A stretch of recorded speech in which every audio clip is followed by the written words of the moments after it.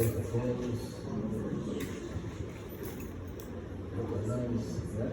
Pois há tempo nós já estivemos aqui outras vezes, né? Agradecemos o convite da casa, para que possamos aqui nós tratar de algum assunto. E sempre gostamos de tratar de assunto do Evangelho, né? Estão me ouvindo aí? Não? E escolhemos essa oportunidade de falar das causas das aflições, porque é algo que toca a qualquer um de nós. Nos dias atuais, quem não está aflito com alguma coisa? Hoje se olha na imprensa, é uma coisa muito difícil. Quem vê os jornais, é guerra para cá, guerra para lá, mata-se tantos e tantos, crianças desse jeito, adultos, idosos, e as pessoas vão sendo massacradas em algum canto, quando não no nosso próprio país. Nas cidades maiores, acontece um número maior, mas nas cidades pequenas também acontecem atrocidades. Atrocidades que estão aparentes, atrocidades que estão, às vezes, dentro de casa, os próprios familiares. Então, existem aflições de toda ordem. E nós vamos falar alguma coisa disso. Não, logicamente, não vamos aprofundar, porque nós não temos seria fazer um curso, fazer um aprofundamento, né? Então, alguns questionamentos de início. O ser humano existe para sofrer? Será que nós fomos criados para sofrer? A resposta de maneira seca é não. Mas por que sofre? Por que sofre? Então veja que existem muitas circunstâncias que nos levam a sofrer. De início, Deus, todos nós sabemos, a causa inicial de tudo. Deus é o princípio de tudo. E Deus é amor e a justiça absolutos. Não tem nesga de mais ou menos. Se Deus é justo, no máximo, se Ele é amor no máximo, como é que nós vamos entender isso? Aí nós começamos a fazer reflexões, né? Existe uma lei. Moisés, né, trouxe lá a lei, o decálogo, e colocou na pedra, né? Isso na pedra lá, 10 mandamentos, né? O que é aquilo? É um símbolo muito importante para a humanidade, porque foi a materialização da lei que existe, que não era escrita. Depois Jesus vem e faz uma simplificação, né? Dizendo que devemos amar a Deus sobre todas as coisas, próximo a nós mesmos. Aí estão todas as leis dos profetas. Quer dizer, simplificou para nós entendermos melhor.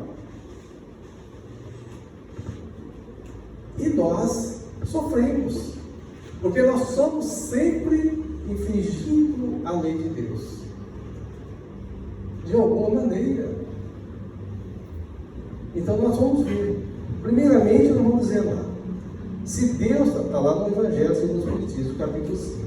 Se Deus é soberanamente bom e justo, não pode agir por capricho, nem por parcialidade. Nem por parcialidade de forma nenhuma. As vicissitudes da vida têm, pois, uma causa. Uma causa que Deus, né? Uma causa que Deus é justo. Essa causa deve ser justa. Se Deus é justo, a causa do nosso sofrimento é justa, né? Mas aí, veja lá que Deus atribuiu aos seus filhos, porque tudo é filho de Deus, né? Toda a criação. Mas nós estamos falando aqui de espíritos já conscientes. Nós, espíritos humanos. Eu estou falando desses, né? Dos outros reinos, deixa para lá, porque isso aí já tem outras regras, né? Então, nós, espíritos conscientes, Deus atribuiu certas coisas que nós temos que gerir. Nós precisamos movimentar isso ao nosso favor. Um é poder. Todos nós temos o poder. Todos nós temos o poder. Nós decidimos as coisas. Se eu quero ir até a porta, eu vou. Se eu quero ir na capital, eu vou. Se eu quero ir na lua, eu vou. É o poder que eu tenho. O outro é a liberdade. Todos nós temos liberdade. Liberdade de pensar, de ir. Essa é a liberdade. Deus nos deu liberdade. E nos deu autoridade. Né? Então, tudo isso aqui são elementos para a reflexão. Porque se nós sofremos e não fomos criados para sofrer, por que sofremos? Porque nós temos recursos nas mãos para o nosso aperfeiçoamento, mas nós não utilizamos os recursos da maneira como deveria ser, ou com o propósito da elevação espiritual. Essa elevação do espiritual, nós temos que entender que é a proximidade através da qualidade moral, da nossa intelectualidade sadia, de uma maneira que nos aproximemos da harmonia divina. Veja só. Não é um qualquer coisa. O problema das nossas aflições é que nós estamos distanciados da harmonia. Então nós temos poder, podemos decidir. Nós temos liberdade, podemos fazer. E nós temos autoridade. O problema é que nós temos autoridade e as pessoas pensam que é autoridade sobre os outros. As pessoas sobrepõem sobre um funcionário, sobre alguém que tem uma atividade menos considerada, uma pessoa assim, assada, a pessoa sobrepõe como se fosse autoridade. Isso é autoridade. Isso é arrogância. A única autoridade que nós temos de verdade é sobre nós mesmos. A autoridade para nós decidirmos o melhor. Como diz Paulo, né? Paulo lá na antiguidade, tudo posso, nem tudo devo. Mas para fazer alguma coisa, ou deixar de fazer alguma coisa, que me é interessante, que eu gosto, eu quero, me dá vantagem, eu tenho que falar que não vou fazer, eu tenho que ter uma força, né? Uma autoridade sobre mim mesmo, sobre a minha pessoa, sobre a minha intimidade. É isso que falta às pessoas nos dias de hoje. Autoridade sobre si mesmo. Dominar a sua vaidade excessiva. Dominar a angústia de querer coisas que estão fora dos seus propósitos, ou que não vai trazer nada de benefício, só ilusão. Dominar as questões do querer, sem um propósito justo. Tem pessoas que compram um veículo, já não está satisfeito mais, já quer outro. Compra um celular hoje, o último tipo, não passou nem 6 meses, já quer outro. É bem refletir isso. São ansiedades, né? São aflições desnecessárias. E assim por diante, em muitas coisas na vida. A única autoridade que se pode exercer sobre os outros é a autoridade moral. Essa autoridade moral, ela não diz, não impõe nada. Ela simplesmente é respeitada. Porque quem tem autoridade moral é uma força irresistível. Né? Jesus passou lá, foi lá perto de Pedro, assim, o irmão dele falou assim: Pedro, segue, vou fazer de você um pescador de homens. Pedro perguntou e foi. Assim foi com o outro, foi com o outro, foi com o outro. Ele fez o apostolado dele. Ninguém foi questionar por que disso, por que daquilo. Porque a força moral existe. Quando Jesus lá dentro do barco, no mar da Galileia, né? Que levanta o tempo, que né, os apóstolos lá estavam todos aflitos porque ia tombar, né, virar o barco, chamaram Jesus, que estava descansando, e Jesus simplesmente levantou. Sossega, silencia, parou. Isso é força moral. Não precisa de nada além da vontade. Mas nós temos aflições. E por que sofremos? Somos aflitos.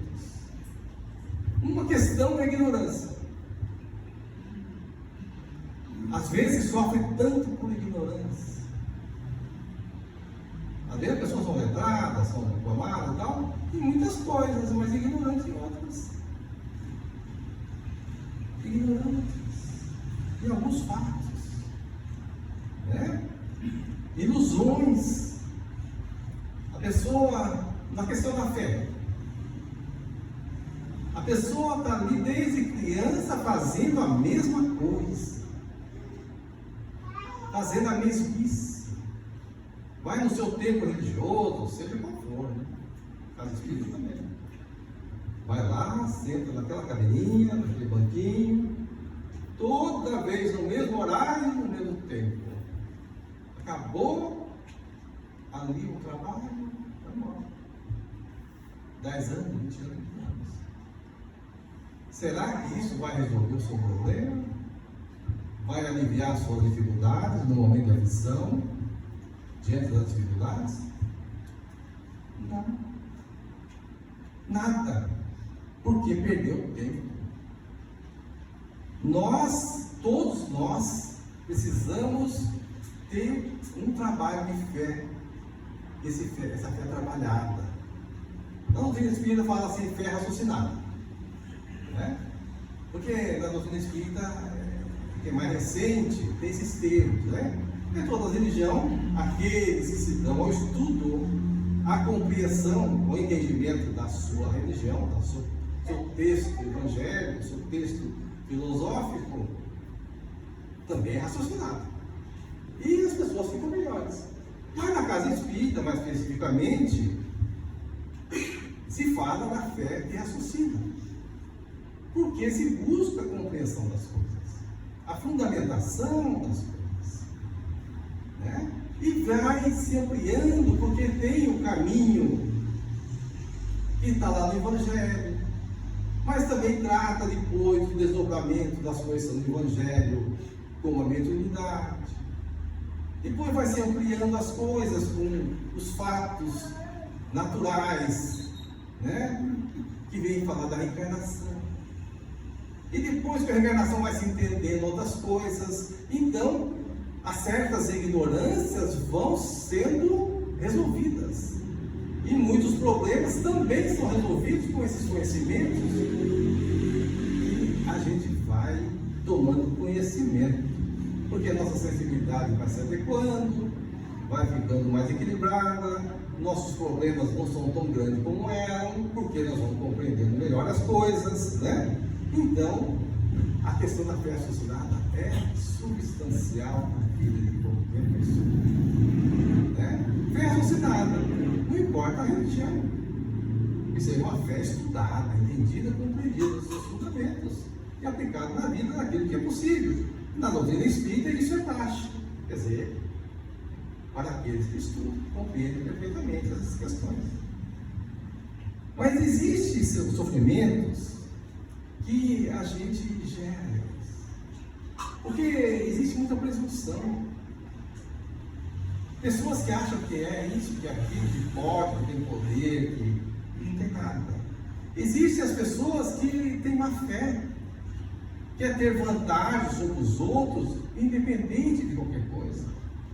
O que importa sou eu, o egoísmo imperante.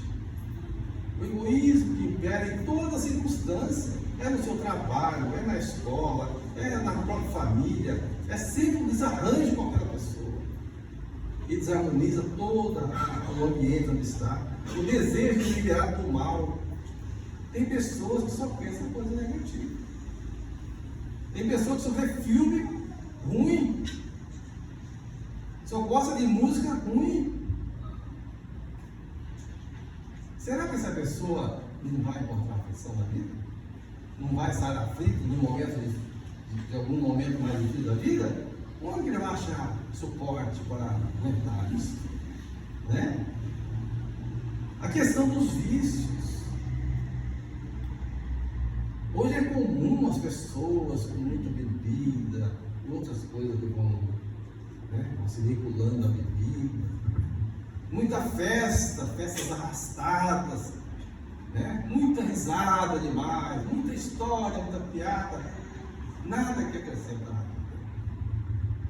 Quando se dá algum problema em casa, um filho, com alguém das suas possibilidades, o desespero é grande, a aflição é grande. Quando tem um desviozinho no nosso ganha-pão, não tem suporte. Porque as pessoas não têm pensamento centrado no bem das coisas. Existem outras coisas que são dos vícios morais. A vingança, o ódio, a rebeldia, a inveja, a má educação de berço, a desestruturação da família por inconsequência, a intemperança. Veja quantas coisas que parecem que não tem problema nenhum, que tem muitos problemas. Não é fácil corrigir as coisas. As pessoas que se dão ao vício, nós sabemos, sofrem, faz a família sofrer, desestrutura as pessoas e ainda dá um exemplo, carregando outras pessoas também por esse caminho. É a questão da aflição que nós provocamos, que nós buscamos. Tudo isso nos leva a uma dificuldade, a uma causa, uma das causas do distanciamento de Jesus. Falando que distanciou de Jesus, distanciou de Deus. Porque Jesus é o caminho, a verdade e a vida. Nós chegamos a Deus no caminho que Jesus nos deu. Então, é adentrar voluntariamente na escuridão da vida. E nós não viemos aqui para isso. Nós viemos aqui para encontrarmos luzes, brilhos da vida. Jesus já nos colocou lá atrás. Vou ler até as palavras do Evangelho. Assim resplandeça a vossa luz diante dos homens. Mas para resplandecer alguma luz, essa luz tem que existir. Como vai resplandecer alguma coisa se não existe? Tem que existir essa luz na intimidade da pessoa. E essa luz não é algo que você vai lá e colhe aqui, colhe ali, vai colhendo em algum lugar, alguma loja. É uma luz do próprio Espírito. São os valores das suas vibrações. Como é que você pensa? Como é que você age? Qual o seu comportamento? Então, veja que Jesus nos dá a receita, porque ele nos conhecia muito bem. Ele sabia o que estava vivendo. Então, ele já deixou a receita, o caminho. Faça-se a vossa luz diante dos homens. E como se faz isso? Vou mostrar a luz que luz. É uma expressão. é a maneira de ser das pessoas, é o respeito que se tem com as pessoas, é o respeito que tem com as dificuldades das pessoas, com o estado, talvez, de ignorância de um, ou com o estado de virado de outro. É o respeito que se tem com as coisas das pessoas. Quando não tenho respeito com a flor do jardim, da praça pública, eu estou desrespeitando toda aquela sociedade. Quando não tenho respeito com o uso da água adequada na minha casa, eu estou desrespeitando toda a sociedade. Então, quem quer amar o próximo, ele precisa ter consciência de que suas atitudes, seu comportamento, é o que representa o amor ao próximo. Se eu estou jogando água fora inutilmente, eu não estou amando o próximo. Eu estou desrespeitando a sociedade. Porque aquilo custa o recurso de muita gente. As coisas da natureza precisamos respeitar. Quem não respeita a natureza não ama o próximo. Não ama o próximo. Porque a natureza é onde nós temos o ambiente próprio para a evolução. As nossas aflições podem se ampliar ou não, de acordo com o nosso ambiente. Quem está vivendo hoje na seca lá do Amazonas, lá no estado do Amazonas, no norte do Brasil, que depende da água para fazer o transporte da sua produção, para buscar a sua mercadoria no supermercado longe, para levar seu peixe na feira, para levar a criança na escola. Quem está desrespeitando a natureza e está causando os problemas, não está amando o próximo. Então, quantas aflições? Quantas aflições quem não tem água para tomar? Quem não tem água para fazer o necessário? A compreensão das faltas alheias, o que não quer dizer conivência. Muitas pessoas cometem falhas bobas por ignorância, por desconhecimento, por desleixo mesmo, às vezes. Mas se nós podemos, vamos ensiná-los dentro da possibilidade, com os melhores exemplos, com a palavra mais cordial, não adianta chamar a atenção. Ser orientador lúcido, naturalmente, aqueles que vivem a mensagem de Jesus, naturalmente são orientadores da sociedade, da humanidade, de maneira lúcida. Aqueles que já vivem a mensagem de Jesus, que já sabem falar não para aquilo que não convém, os oferecimentos muito fáceis, pelos ganhos fáceis da vida. A pessoa vai falar, não disser, eu não preciso disso. Pode ser bom, mas não quero. Aquele oferecimento, aquele outro, aquelas facilidades, outras. Não. É a pessoa que tem a mensagem de Jesus. Ele está se desmaterializando gradativamente, dando valor justo para aquilo que é que se dá valor. E dando valor relativo àquilo que é relativo. Porque o problema do comportamento de nós para o nosso mesmo, nossa família, a sociedade, é de suma importância para todos nós. Porque quando nós passamos para a espiritualidade, nós não seremos outro. Nós seremos o que nós somos. Se o nosso comportamento é estrambelhado, seremos estrambelhados. Não vão virar agir, não. Se nós não respeitamos as pessoas, nós não seremos respeitados. Nós estaremos entre os outros, aqueles tal como nós mesmos, os iguais se atraem. As pessoas generosas, as pessoas amorosas, as pessoas que respeitam o próximo, elas se agrupam por afinidade com aquelas que assim pensam e agem. Existem coisas e coisas no meu tempo lá, né? Então nós precisamos viver essa vida aqui, como diz Jesus. Nós temos que viver no mundo, mas não podemos ser no mundo. Porque aqui é um momento. Passamos aqui, às vezes, 30, 50, 100 anos.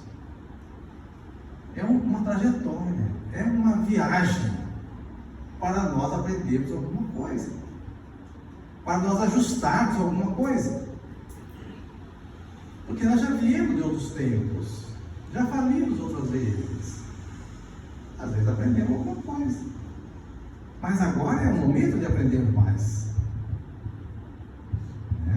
E nós precisamos aprender para voltarmos melhores à espiritualidade. Então, Jesus já disse lá: vigiai e orai. E nós deveríamos aproveitar todo o ensinamento do Evangelho, porque é a verdade. Às vezes nós, eu falo nós assim, no aspecto geral,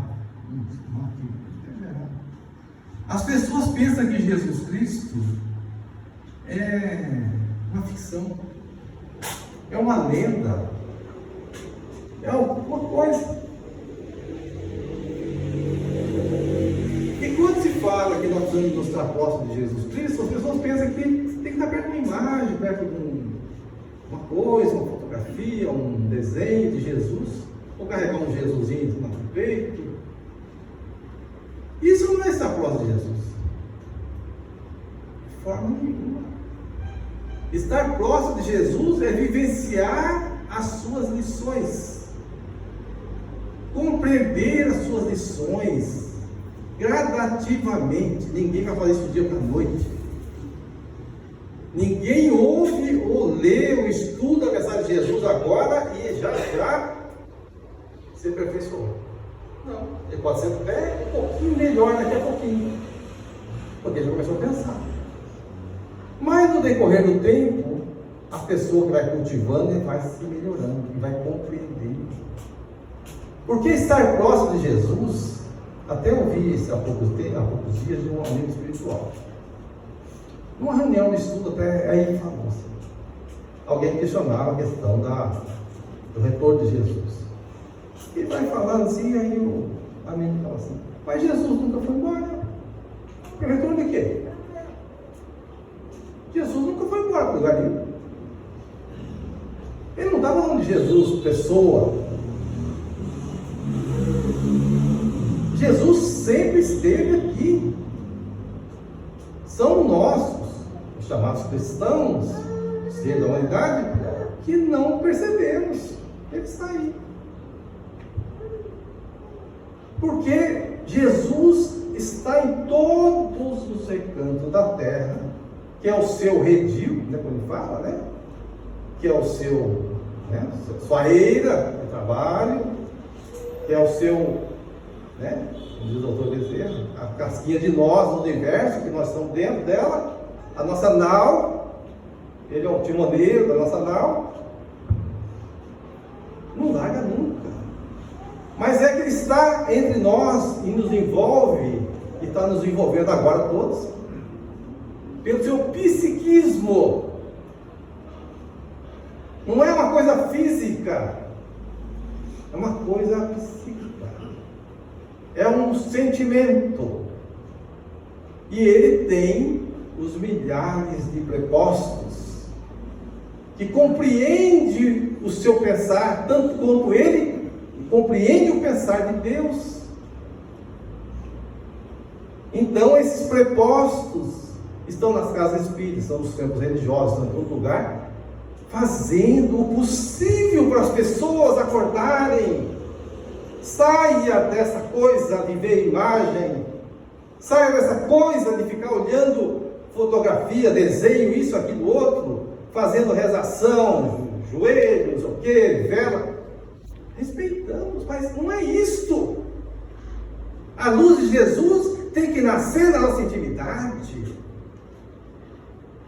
É um nascer, é um despertar, é um transformar da vida, do nosso dizer, do nosso fazer, do nosso desejo, como nós pensamos, como nós agimos. É essa transformação. Por que todo mundo, quase todo mundo, não vou falar todo mundo, que existe exceção, vive aflito em todos os momentos? Aflito para chegar no trabalho, o ônibus não chegou, isso não aconteceu, aquilo não aconteceu, é uma aflição danada em todos os campos. Porque nós estamos vibrando muito mal. Nós não trazemos para o raciocínio lógico das coisas. Nós não disciplinamos a vontade. Nós não temos uma confiança bem estabelecida. Nós não temos certeza do que vai acontecer. Por isso que Jesus fala, se você tiver a fé do tamanho da sementinha de uma, né? Vou falar da mostarda, você consegue fazer com que as montanhas se mudem de lugar, mas não é montanha de pedra. As montanhas dos seus problemas estão instaladas no seu coração, na sua mente. Se você tiver coragem, se você tiver fé, um tamanho, quer dizer, um pouquinho de fé verdadeira, nós podemos resolver os nossos problemas. O tempo vai correndo aí, eu não sei se eu estou muito adiantado ou atrasado. Então, existe uma questão. O imediatismo. Ainda existe um comportamento estranho nos dias de hoje, que o marketing, né, nas mídias, bate muito, se não claramente, meio mais ou menos, que é o comportamento que trata tudo, que as pessoas têm necessidade de tudo, que seja bonito, gostoso e divertido. E as pessoas batem mal, porque todo mundo gosta disso. Mas ninguém pergunta, me convém? Isso me acrescenta alguma coisa? Isso vai me trazer alguma realização de verdade? Ou são só ilusões? Ou essa conversa de vendedor? Nós temos que ter o livre da razão diante das coisas, não aceitar qualquer coisa. O imediatismo e a inconsequência. Nós vivemos um tempo do imediatismo e da inconsequência. Que na verdade existe a ausência da reflexão.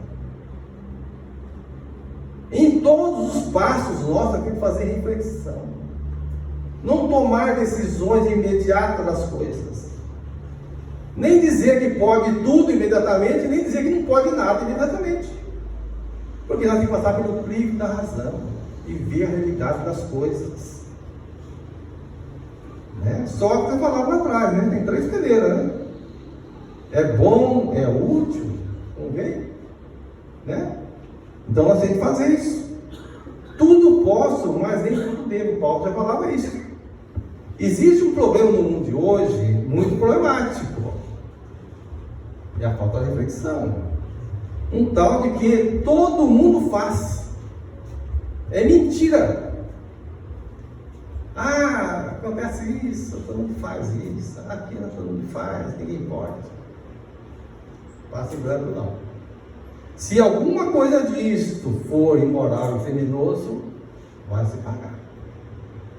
Ah, a sociedade não importa? Ah, a lei não percebe, não vê? Mas a lei de Deus não passa. Tem coisas que no mundo se faz como se fosse uma coisa certa, as pessoas sabendo que não é certo. Até mesmo a lei aprova. Porque a lei acha mil justificativas por interesses, isso ou aquilo, mas na consciência não passa, né? Só um exemplo, os abortos criminosos. Há pouco tempo, há uns 2, 3 anos atrás, foi aprovado na Argentina. Eu estava vendo a reportagem, quando saiu lá, naquele momento, mostrou na televisão. Tinha 2 partes, na Casa Rosada lá, estava cheio de gente, uma turma para cá, contra, para cá, para lá. Quando saiu o resultado da votação lá no congresso deles lá, e foi aprovada a lei do favorecimento do aborto, o lado que é a favor vibrava como se fosse o gol do Maradona. Olha quanta falta de reflexão. O outro lado ficou quieto, pasmado, e já não tinha o que fazer mais, a lei estava aprovada. E quanto sofrimento começa ali? Todos que fizeram tudo para que aquilo se desse, e todas as consequências que disso vier, todos aqueles têm parcela de responsabilidade. Ninguém passa em branco. Não passa em branco. A lei de Deus é imutável. Imutável, quer dizer, não tem. A lei de Deus, há 2.000 anos, há 5.000 anos atrás, era assim. Continua exatamente a mesma. Imutável, porque Deus já é perfeito, a lei é perfeita. O que alterou e vai alterando gradativamente é a gravidade, né, para aqueles que vão nas gerações futuras, porque vão ficando mais esclarecidos, mais lúcidos, mais compreensivos das leis, vai tendo mais informações, vai saindo mais da ignorância. Então, quanto mais se sabe, mais será cobrado a responsabilidade, né? Então, veja que pode não acontecer imediatamente, pode ser nas outras vidas, né? Nós vamos vendo essa questão. Então, esse tal de todo mundo faz, isso aí é uma loucura. Quando ouvir falar isso aqui, ó, já passa uma régua nesse negócio, porque isso é uma falsidade muito grande. Não acreditar em nada sem análise. Que é, ó, hoje nós vemos, vamos falar a verdade aqui, não vamos falar as conversas. Nós temos religiões de todo tipo, religiões sérias, religiões mais ou menos, religiões que buscam dinheiro mesmo, é um comércio às vezes, tem as dignas e as não dignas. E as pessoas não pensam, dão dinheiro, vão, viajam, tanto faz, seja essa denominação, aquela, seja espírita também. E tem uns aí que vou te contar. Então, nós precisamos estar lúcidos, como diz Kardec, para passar tudo no crivo da razão. Nós somos responsáveis. Então, nós temos que passar pelo crivo da razão. Como diz Erasto, né? Melhor deixar 9, né? Perder 9 verdades do que aceitar uma mentira, né? Protetor de São Paulo, não, assessor de São Paulo, né? Erasto. E existe, eu não vou adentrar aqui, o tempo não dá, mas tem as causas anteriores das aflições. Mas uma coisa precisamos saber. Uma coisa, às vezes, a pessoa até estuda, não tem espírito, mas não está bem colocada uma coisa. A vida do espírito é contínua. Seja espírita, seja outra religião, acredito, não acredito, não importa. A vida do espírito é contínua. Ela foi criada num certo momento e foi indo pela eternidade. Nós chegamos aqui, né? Já nascemos milhares de vezes, já morremos milhares de vezes. Morremos na questão do corpo físico, não do espírito.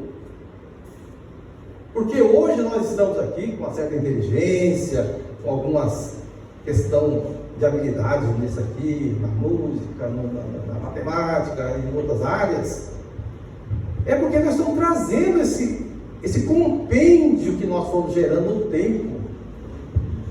É a herança nossa, dos nossos esforços anteriores, tanto quanto os problemas que nós trazemos, problemas de saúde, problemas outros que nós trouxemos também, porque nós erramos. Quantos de nós chega aqui e tem um problema de saúde grave a vida inteira? E não resolve, só quando nós deixarmos a matéria. Porque aquilo nós geramos anteriormente. Trouxemos isso aí. É uma reparação. Outros vêm com um pezinho torto, com a mãozinha torta, outro com problema de visão, problema de ouvido, outro não pode falar bem. São problemas que nós trouxemos de outras. Se não aconteceu um fato nessa vida que causou isso, ela veio anteriormente, porque nós já vivemos outras vezes. E como o Espírito tem uma vida contínua, tudo fica registrado nessa vida contínua. Nós todos temos um corpo intermediário, que nós chamamos na doutrina de perispírito.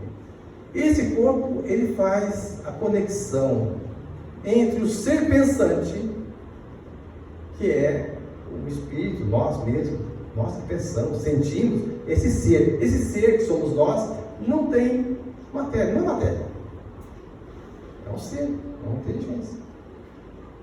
Aí, para nós termos uma individualidade, tanto aqui como na espiritualidade, nós temos um corpo, chama perispírito.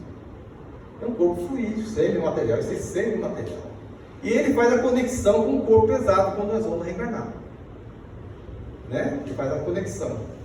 Então, nesse corpo perispiritual, fica tudo registrado, como se fosse arquivos de computador, com imagem, som, com cheiro, com gosto, com tudo. Está tudo ali, tempo, minuto, segundo, certinho, em qualquer tempo. Então, quando nós sentimos alguns problemas que nós não conhecemos, né? Se nós fizermos uma regressão, nós vamos ver para lá atrás. Isso, a gente verifica isso com muita facilidade em alguns momentos dos trabalhos mediúnicos, né? Não vou falar aqui o detalhe porque o tempo não dá, né?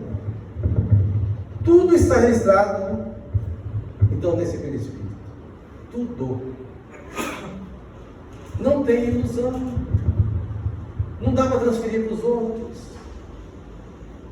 Não dá para enganar. Porque quando um ser superior chega próximo de nós, seja aqui, seja do outro lado da vida, nós temos toda a história ali. Você está vendo? Não tem hipocrisia na espiritualidade. No campo mais elevado. Você reconhece no outro que ele é maior que você. Você vê nele, esse ele está acima. Aquele outro está acima. Fácil. Aquele outro ali, ele não está ali ainda. Então nós temos, por isso, da razão do respeito para um para o outro. Por isso o respeito. Porque o valor que nós temos é o valor que nós damos nos outros. O valor que nós damos. Aquele espírito inferiorzinho, sim, ele é. Mas ele é espírito tanto quanto eu. Ele ainda não adquiriu conhecimento suficiente, nem se valorizou tanto. Mas aquele lá é espírito como eu. Está acima de mim. Ele está acima de mim. Eu preciso crescer para chegar até lá. Aquele ali precisa chegar até aqui. E assim somos todos nós. Então eu tenho que ter o respeito com o próximo de todos. Não importa se ele é assim, se ele é assado, se ele é violento, se não é violento. Lógico, dentro do razoável tem que ter respeito com as pessoas. Lógico que esse tema, né? Se for desdobrar, dá para ir muito longe. Mas não é isso, a questão é dar alguns toques em alguns pontos. Porque nós pegando os pontos e meditando neles, nós vamos fazendo toda uma tessitura de verdade.